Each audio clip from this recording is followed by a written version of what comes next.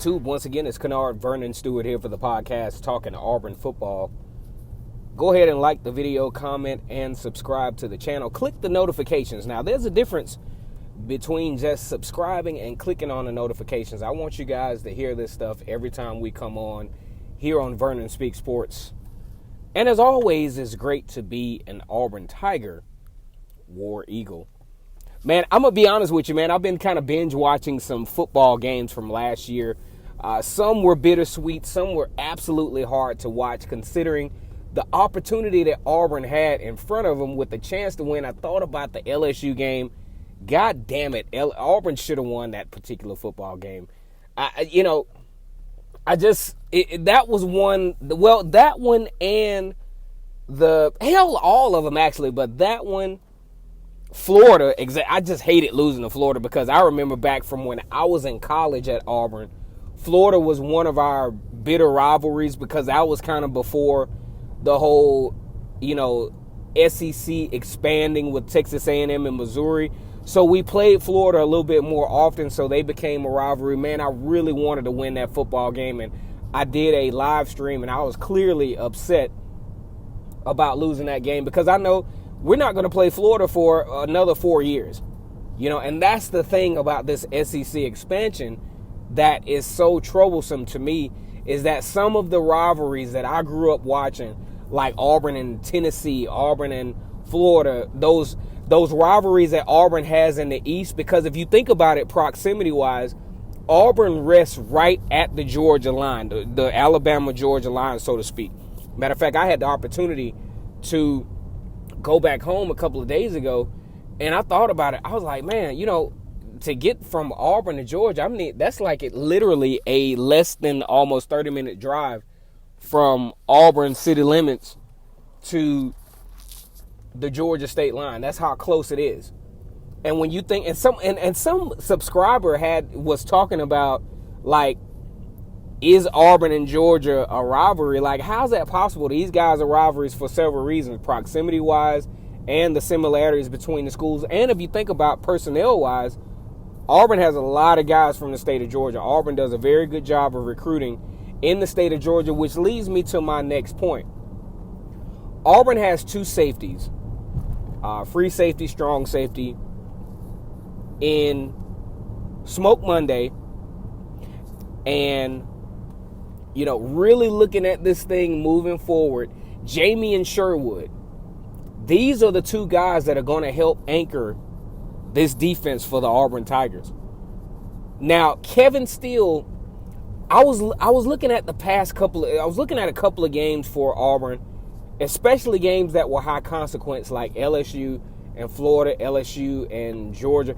And even a little bit of Oregon, they didn't play as big a role, but Jamien Sherwood made a really nice angle tackle in the Oregon game that set up Mario Cristobal actually going for it on fourth down. I think this was kind of midway through the third quarter, maybe even early in the fourth quarter, where it tempted Oregon to go for it because they were kind of losing the momentum. It was kind of a third down and maybe like 5 or 6. They got 5.5 of the yards needed. Jamien Sherwood made a very good angle tackle, which after, I want to say there was a measurement involved, which, if I'm Oregon, I'm tempted to go for it. My offensive line is pretty good. I know Auburn's defensive line was starting to gain some leverage on Oregon, but I'm tempted to go for it. So sure enough, a really key tackle by Jamien Sherwood sets up the fourth down and short for Oregon. Oregon goes for it. Auburn stops them dead in their tracks, led by KJ Britt, who had a monster game that game, a nice breakout party for KJ Britt, because a lot of folks didn't know whether KJ Britt would be able to take on the load, especially with, being a Mike linebacker in the SEC. That's not an easy thing to do. But Travis Williams had these guys well prepared. Travis Williams did mention in the offseason that Owen Pappo would play a role, and I'll be damned, Owen Pappo was right there early in the game playing a huge role in that Oregon game. So Jamien Sherwood makes the big tackle, nice angle tackle. Auburn stops Oregon. That led to the momentum of Auburn winning that game 27-21 out in Arlington, Texas in the Advocare Classic. Then you talk about a guy like Smoke Monday. Now, Smoke Monday, when you compare the two, Smoke Monday and Jamien Sherwood, I think Jamien Sherwood is the more cerebral player out of the two. He plays with a little bit more, as far as being a student of the football game. But Smoke Monday is just straight up lethal. He's a very, very physical football player. He makes players pay when they catch in his proximity. And one of the things that I talked about with Smoke Monday is I'm glad he kind of reeled this in, but he's a targeting penalty magnet because he front doors you. He's playing for keeps. Smoke Monday out of Atlanta, Georgia, representing one of many prospects that Auburn gets out of Georgia. So that's the thing you got to look out for Smoke Monday, because I remember this one particular hit, and a lot of you guys might have forgotten about it, and I'm going to leave this in the comment section, in the description. Man, Smoke Monday gave a full body hit on on DeAndre Swift from Georgia and just turned his whole world around. I thought that was a nice hit. Could have been another targeting possible penalty, but this guy's actually a really good football player. And I think about the two guys, Jamien Sherwood and Smoke Monday, and the opportunities that they gave this particular defense.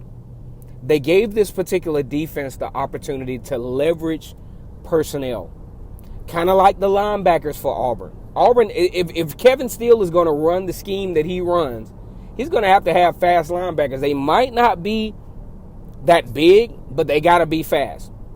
Now, to leverage all of the size of the linebackers, the defensive line has to be somewhat big and somewhat athletic. Now, this is something that Travis Williams, linebackers coach and co-defensive coordinator, he played on this tangibly back in 2004. Because I remember when this team lined up, I was like, man, these linebackers are kind of small. They look like little, kind of oversized cornerbacks playing linebacker.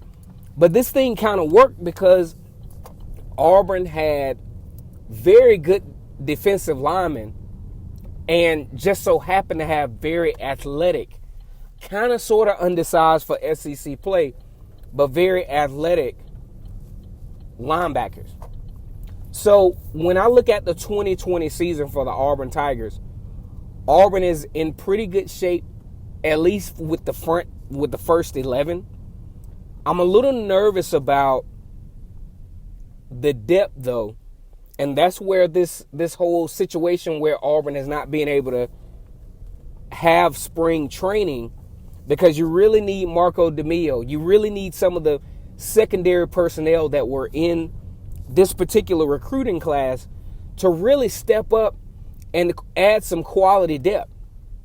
Now, this is not a knock to even Devin Barrett. Devin Barrett actually was recruited by Auburn as a running back, but translated over as a cornerback.